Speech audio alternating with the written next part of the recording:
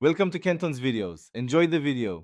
You'll begin by confirming you have your current Microsoft password and any two-step verification codes available. This avoids lockouts. Once ready, click Start, open Settings, and go to Accounts. This is where Windows stores profile and sign-in info. Make sure to choose your info or email and accounts depending on your Windows build. That directs you to the right controls.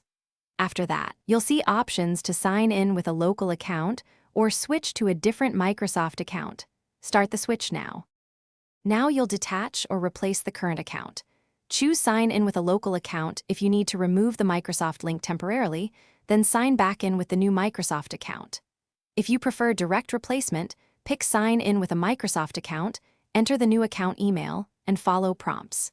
Make sure to verify identity immediately. Windows will ask for the account password or a code from your authentication app or phone. Once done, Windows begins syncing settings for the new account. Finish by reviewing sync settings and OneDrive to ensure files and preferences transfer correctly. Open OneDrive and Microsoft Store to confirm the new account is active there too. You may need to relink some apps and re-enter saved passwords. Do that now. Make sure Mail and Calendar sync.